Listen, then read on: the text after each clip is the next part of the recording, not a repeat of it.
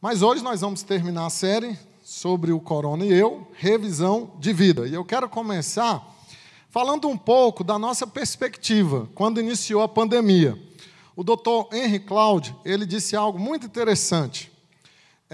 Foram 3 momentos. O primeiro momento é o momento da nevasca. A nevasca é a fase 1, ela dura dias, que era o que nós esperávamos. Nós pensávamos nisso, né? Vai durar alguns dias. Mas os dias foram passando, as coisas foram piorando, o pico vai chegar, nunca chega, e é o pico, mortes, contágios. E aí saiu da fase 1 de nevasca e foi para a fase 2, a fase de inverno. Aí o inverno já dura alguns meses. E nós esperamos, né? 2 meses. Não, 3 meses. 4 meses. Estamos indo para o 5º. Os estudiosos de pandemia eles já dizem que passou dessa fase de inverno. Não vão ser meses. Agora nós estamos na era do gelo. Eles estão falando de anos, no mínimo 2. É o que se está afirmando ao respeito da pandemia Covid-19. Então nós estamos nessa era do gelo. Nós vamos passar aí, aprender a conviver, talvez por anos. Eu acredito, pelo que eu tenho lido, pesquisado, ouvido cientistas, que esse vírus ele não vai sair. Ele não é simplesmente uma pandemia, ele é um vírus epidêmico, ele é um vírus permanente, que, se Deus quiser, será controlado, mas não extinto. Bom, se nós estamos na era do gelo, mudanças vão acontecer. Mudanças têm acontecido. Algumas pessoas elas têm sucumbido, têm caído na depressão. O nosso jeito de se relacionar mudou. Hoje a gente aborda uma pessoa, pega na mão ou não pega? Abraça ou não abraça? Você esquece a máscara como eu esqueço a máscara. Inclusive, quem achar uma máscara aí da primeira igreja presbiteriana é minha, tá? Me devolva, por favor. A gente esquece a máscara e fica constrangido. Olha aqui, todo mundo de máscara. Você sem máscara fica constrangido. Estou cuspindo no povo, estou transmitindo o vírus. Mudou o nosso jeito de se relacionar. Mudou o jeito de ser igreja. Nós tínhamos muito mais gente na quarta-feira, muito mais gente no domingo. A igreja não vai ser a mesma. Eu já perdi essa ilusão, mudou completamente. Os profetas da igreja virtual estão em alta. Porque eles sempre afirmaram a igreja virtual e nós duvidávamos disso, e hoje a igreja está virtual, gente. Agora imagina você, a pessoa que está em casa vendo a transmissão, sem camiseta, com a pipoca, virou Netflix, o culto. É Netflix.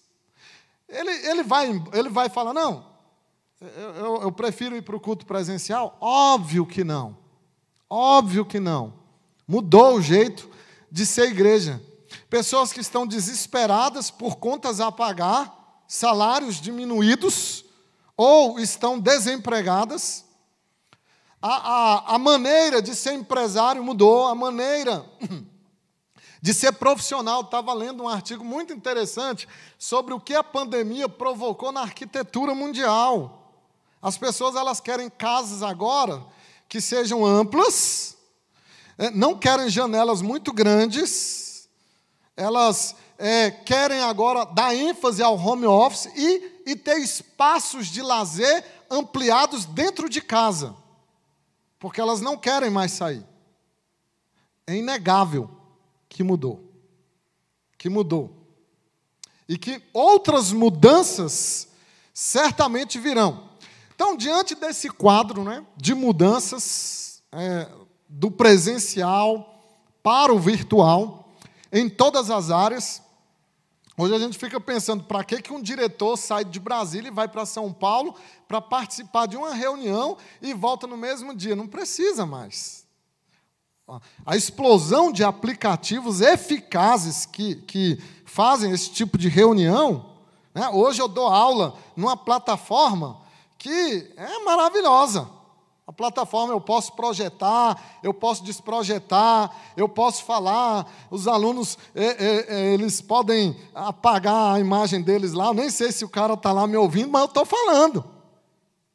Então, plataformas muito boas para educação. E aí eu fiz questão de colocar a foto desse bebezinho aí, porque essa geração que vem, ela vai nascer assim, com essa outra realidade. O que tudo isso mostra? Que é preciso um reset, irmãos. É preciso resetar. É preciso iniciar de novo. É preciso um novo começo. É preciso nós redefinirmos a nossa vida em vários aspectos. E é disso que o velho apóstolo Paulo vai tratar nesse texto de Filipenses 3, 13 e 14. Desse reset que nós temos que dar na nossa vida.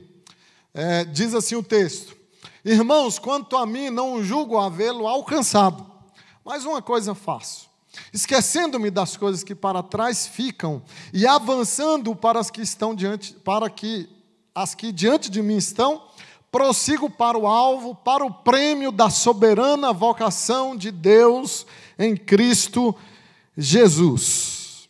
Aí nós precisamos entender algumas coisas do capítulo 3. No capítulo 3, Paulo apresenta um esboço da sua própria biografia. Ele fala do seu passado, do verso 1 ao 11, ele trata do seu passado.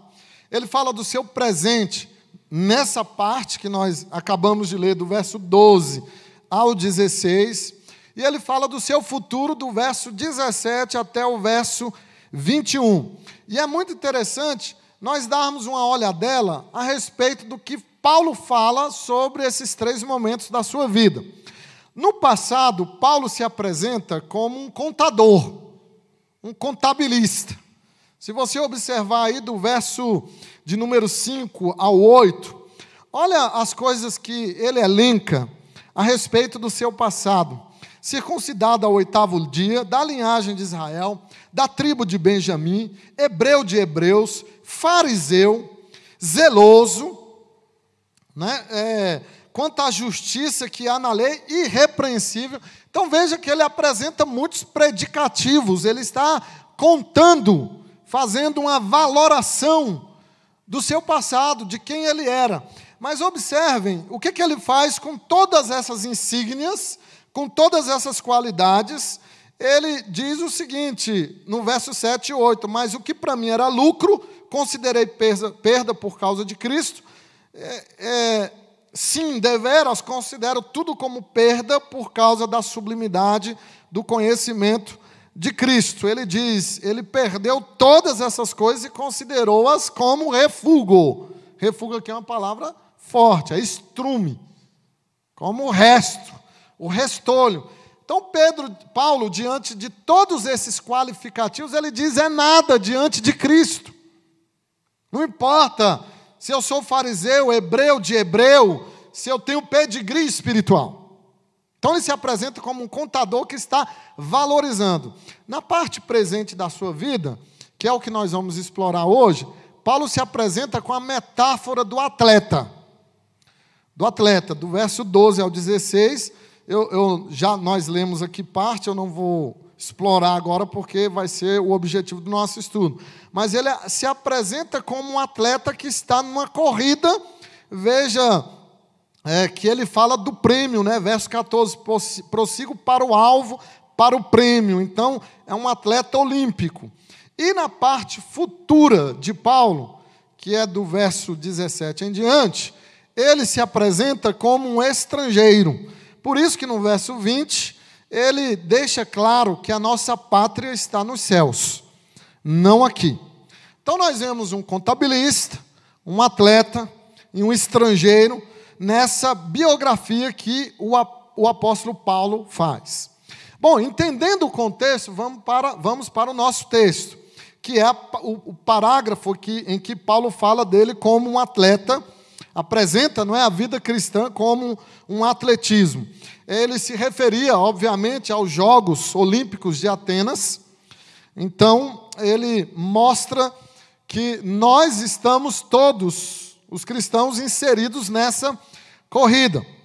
E é muito interessante observarmos que o grego, ele corria não para ganhar a cidadania, mas já porque ele era um cidadão. Ele deveria ser um cidadão para correr nas Olimpíadas greco-romanas. É por isso que Paulo ele trabalha esse aspecto mostrando isso, que nós não corremos a carreira cristã para ganhar a salvação, mas porque nós já somos salvos, nem para ganhar a cidadania dos céus. Por isso que ele enfatiza no verso 20 que a nossa pátria está nos céus. Então, Paulo, irmãos, ele deixa aqui alguns princípios, alguns elementos essenciais nessa corrida para você começar de novo, resetar a sua vida. Veja aí no verso 13, que é muito significativo, quando ele fala de esquecendo-me das coisas que para trás ficam. Então, para você redefinir a sua vida, resetar a sua vida, fazer essa revisão, você precisa esquecer do que ficou para trás. E esse esquecimento não pode ser passivo, ele tem que ser ativo, ele tem que ser substituído por algo. As coisas de trás têm que ser substituídas pelas coisas de adiante. Então você esquece das coisas de trás, mas você avança. Verso 14, que é o verso central desse parágrafo aí, que nós estamos tratando de Paulo como atleta. Então ele está dizendo, eu deixo as coisas para trás, mas avanço. Então, um verdadeiro reset da vida. É uma verdadeira redefinição. Ele está revisando a sua vida. Quais são as lições que Paulo nos dá para aqueles que deixam coisas para trás e avançam pelas coisas que vêm adiante? A primeira lição de você resetar a sua vida é insatisfação. É a primeira lição que nós vemos no texto. Insatisfação. Irmãos, quanto a mim, não julgo havê-lo alcançado. Então, é a primeira lição que nós temos de como você redefinir a sua vida. Uma insatisfação. Vamos entender bem do que Paulo está dizendo. Paulo, irmãos, era um homem de Deus, um servo fiel, certamente um instrumento valoroso na pregação do Evangelho, no plantio de igrejas. Paulo foi o bandeirante do cristianismo, o maior missionário de todos os tempos, e mesmo assim Paulo nunca ficou satisfeito com as suas conquistas espirituais. Ele não estava satisfeito, ele nutria uma insatisfação. E é isso que ele está dizendo, eu estou insatisfeito, eu não alcancei ainda o que deveria ter alcançado. Muitos de nós não avançamos mais na vida, por quê? Porque normalmente nós nos comparamos aos piores que nós. Sempre tem gente pior e sempre tem gente melhor que a gente. E às vezes, para afagar o nosso ego, de se sentir melhor que o outro, nós nos comparamos com aquele que já está trôpego, que já está caído, que não avançou muito na vida. Mas Paulo aqui, ele não se compara com esses, ele se compara com Cristo. Diante do alvo, que ele diz, diante do prêmio, e o prêmio é Jesus, ele está dizendo, diante dessa carreira que é chegar até Jesus, eu estou insatisfeito de não ter alcançado aquilo que deveria ter alcançado. E aí é até meio paradoxal, porque Paulo, ele diz que chegou à perfeição. A palavra perfeito aqui significa maduro, tá? Não pense que Paulo era o cara sem defeitos ou sem pecado. Ele afirma isso. Não que eu tenha já recebido, eu tenha obtido a perfeição. Então, no verso 12, ele diz que não tinha obtido a perfeição, mas lá no verso de número 15, todos, pois, que somos perfeitos. Parece uma contradição. Eu não alcancei a perfeição, mas no verso 15 ele diz que alcançou, porque todos, pois, que somos perfeitos. Então, ainda que ele tinha maturidade, a palavra perfeito aqui é maturidade, em vários aspectos da sua vida, o verso 12 ele afirma que não se sentia ainda amadurecido na fé o suficiente. Por quê, irmãos? Porque a característica de pessoas que têm maturidade é essa consciência da própria imperfeição. O apóstolo Paulo tinha consciência da sua própria imperfeição. Ele fazia uma autoavaliação. Por quê? Porque a nossa luta contra o pecado não parou, não terminou. Tiago, capítulo 3, versículo 2, é alarmante o que Tiago diz. E ele diz o seguinte: pois todos tropeçamos em muitas coisas.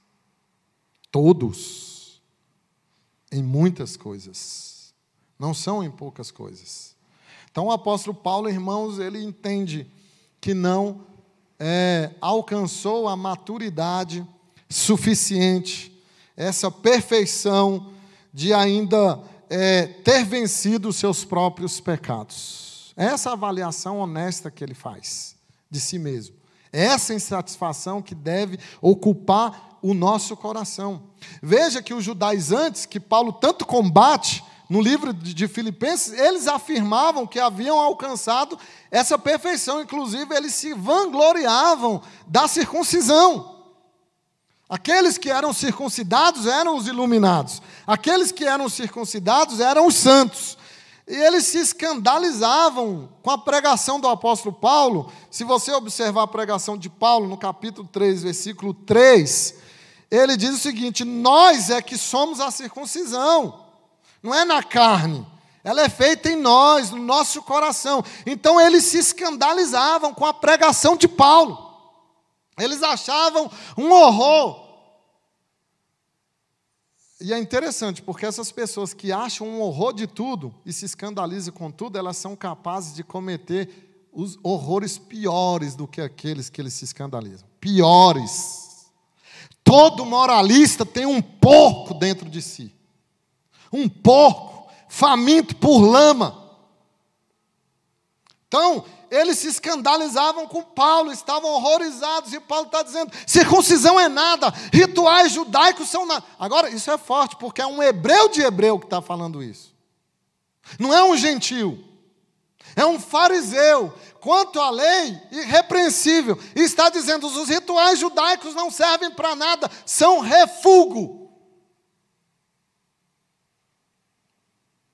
Paulo, irmãos, ele mesmo, com todas essas qualidades, ele diz: eu não alcancei a maturidade suficiente. Paulo luta contra a presunção espiritual, que é um engano da imaturidade. Quando você pensa que chegou lá, é sinal evidente e claro que você não chegou, que você ainda está muito longe. Então essa insatisfação tem que ocupar o nosso coração.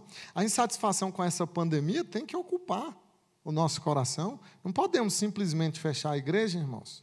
Não podemos, os pastores não podem simplesmente se acostumar com lives, com visitas virtuais. Não pode. Não pode. Tem que haver um trabalho pastoral mais intenso. Porque se nós ficarmos insatisfeitos, esse ano nós cumprimos como igreja 59 anos, nós vamos cumprir outros 59 com a mesma quantidade de pessoas. Não dói em vocês esses bancos vazios, não?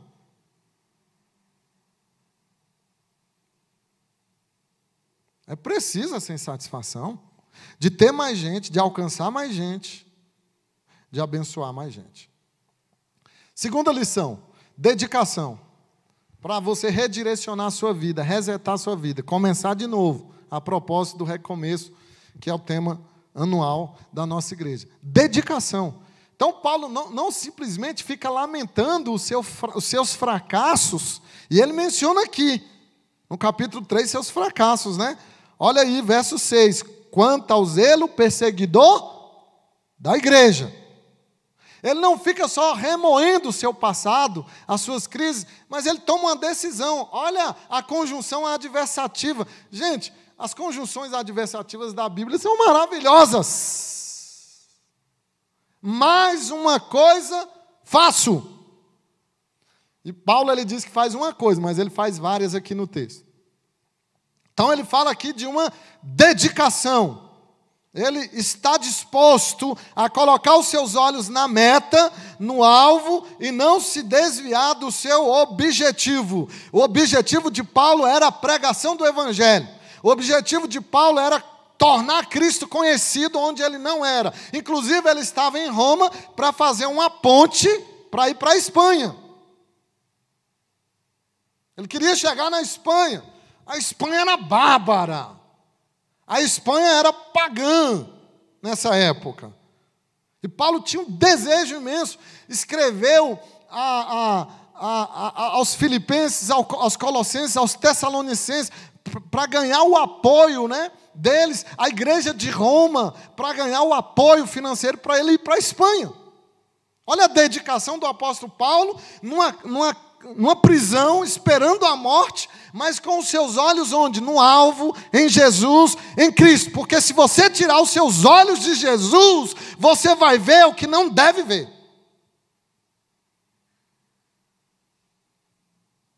E vai ficar olhando só para o seu passado.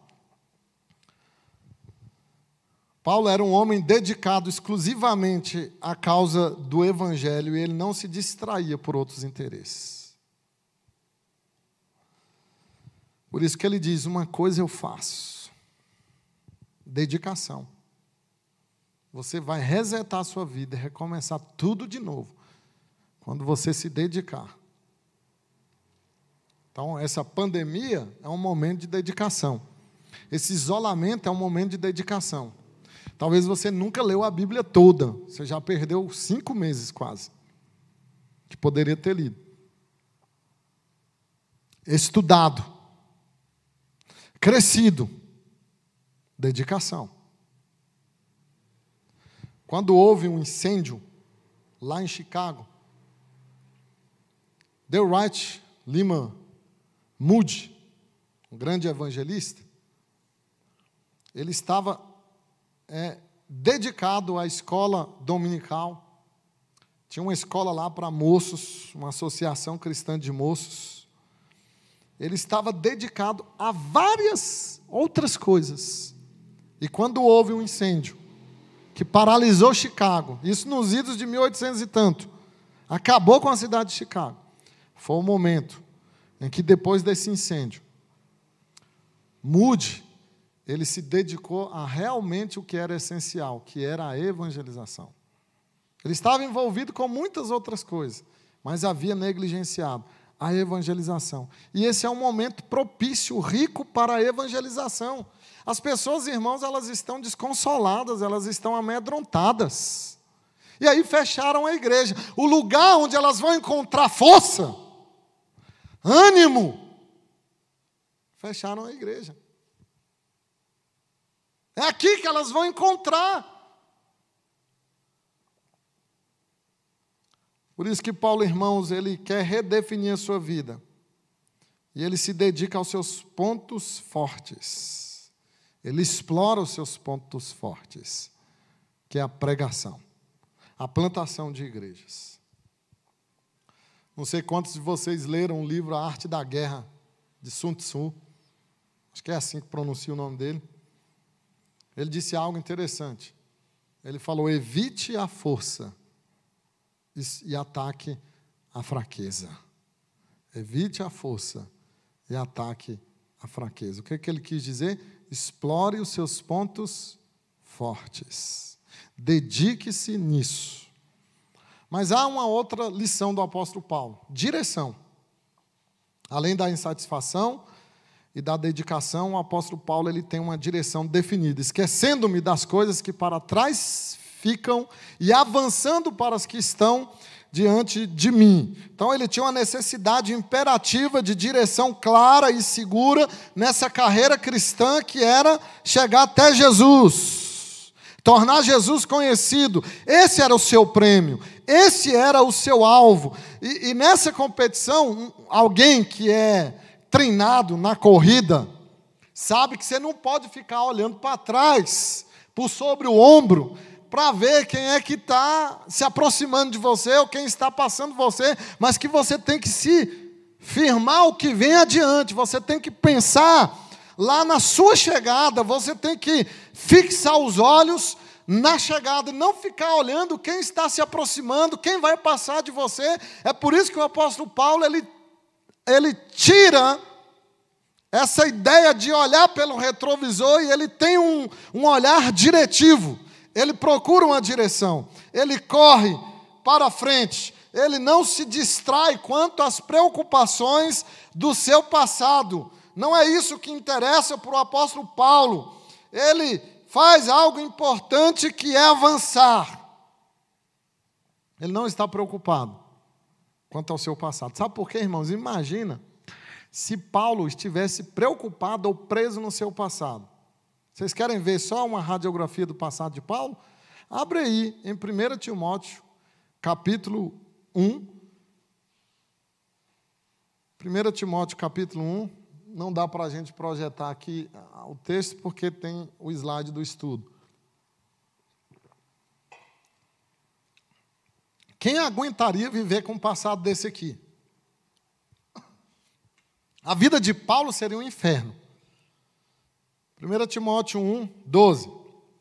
A mim que no outro tempo era blasfemo, perseguidor, insolente. Você conseguiria viver com um passado desse? Verso 15. Jesus veio ao mundo para salvar os pecadores, dos quais eu sou principal. Verso 16.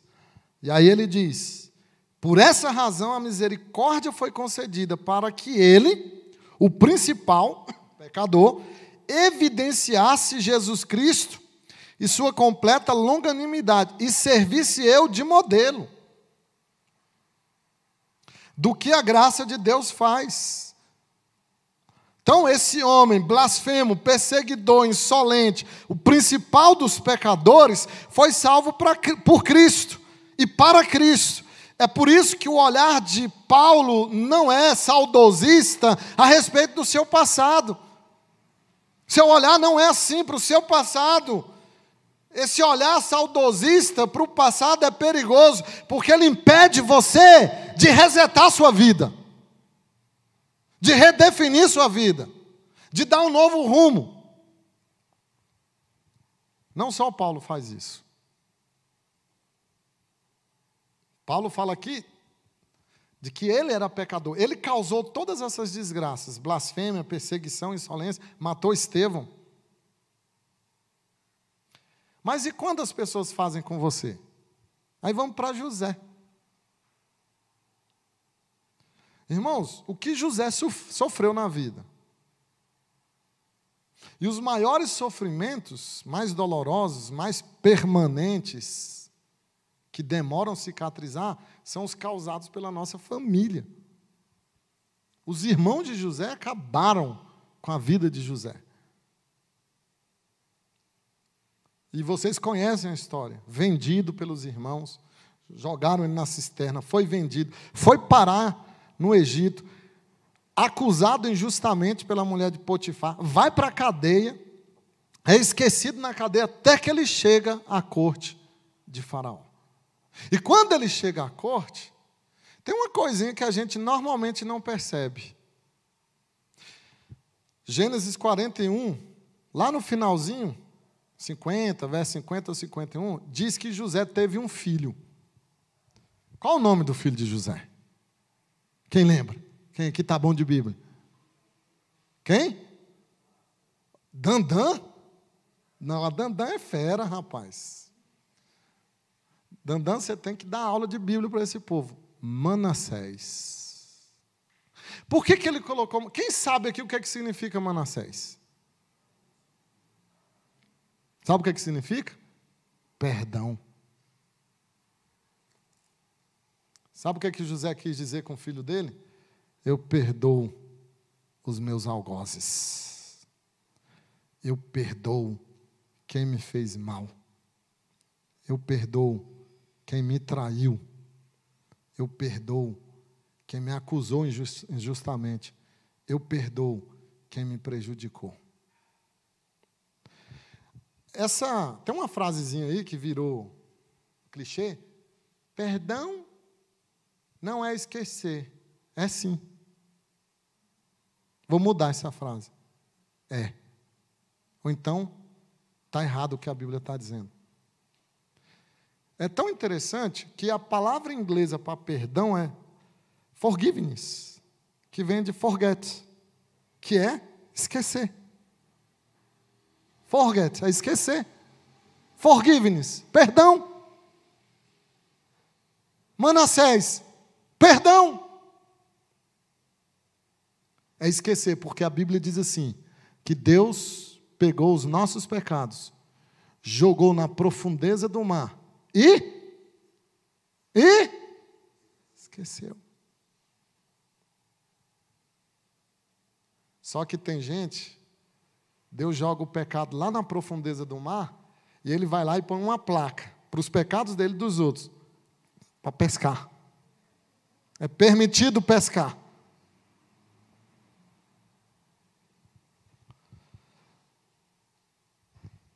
Direção, irmãos, para frente. O passado só vale a pena se for bom. Se não for, forget. Esquecendo-me das coisas que para trás ficam. Trata-se de quê? Desapego de vitórias e derrotas, porque também às vezes a vitória, né? Você só lembra que ganhou naquele. É igual o vascaíno. Ah, no ano tal eu ganhei. Não sai disso. Já viu o vascaíno? É flamenguista, que ele ganha todo dia. Toda semana, toda quarta, né, Adão? O Flamengo ganha. O vascaíno ele fica preso a vitórias passadas, né? Ou derrotas. Mas o que é o esquecendo-me das coisas que para trás ficam? É você se abrir para o novo ciclo de Deus. Deus dá isso para todo mundo, irmãos. A Bíblia diz assim no Salmo 103, que Deus não nos trata segundo as nossas iniquidades. Porque se Ele tratasse, Paulo estava lascado, pelo que nós vimos aqui na biografia dele. Mas vamos para a última lição, para encerrar. Como resetar sua vida? Com insatisfação, com dedicação, com direção e com determinação. Prossigo para o alvo, para o prêmio da soberana vocação de Deus em Cristo Jesus. Então, Paulo termina no verso 14 falando dessa determinação. O prossigo aqui, esse verbo, ele é muito forte. Ele fala de um esforço incomum, de um esforço intenso, de um esforço forte, preponderante. Então, Paulo está dizendo que ele se esforçava para alcançar o prêmio. Os gregos utilizavam esse verbo aqui para caça, de um caçador experimentado, experiente, que perseguia avidamente a sua presa até capturá-la. Como é que você se torna um atleta vencedor? Como é que você se torna uma pessoa determinada? É lendo livro? Ouvindo palestra? Ou torcendo da arquibancada? Não! Você tem que entrar na corrida. E se mostrar determinado a vencer. Se você ficar se auto-vitimizando por suas perdas e por seu passado, você vai ficar paralisado agora. Vai minar a sua determinação. Veja que Paulo diz, ele está determinado a prosseguir para o alvo. A palavra alvo aqui é skopos. É a única vez que Paulo usa essa palavra. O termo técnico para isso é rapax legomena. Aparece uma vez na Bíblia. E é aqui, skopos. É o escopo do apóstolo. É o seu quadrante. É o seu território. É o seu campo de atuação. Ele tem uma meta. Ele quer chegar no final da pista. Ele dirige o seu olhar para lá. Ele empenha toda a sua força. Agora é interessante que Paulo aqui ele é instigado por essa determinação. Não tem nenhuma vara tocando ele atrás, não. Não tem nenhuma ameaça tocando ele atrás, não. Não tem nenhum chicote fazendo ele correr, não. Ele tem determinação para alcançar o prêmio. Esse prêmio é Jesus. Jesus não vai correr por você. Ok? você tem que correr. Ele não vai correr por você. Não use a oração como desculpa. Não, estou orando. Estou orando por um carro. Quero comprar um carro. Aí você ora. Aí passa 6 meses, você vai lá vender o carro. Aí você ainda reclama com Deus. Mas Deus, orei.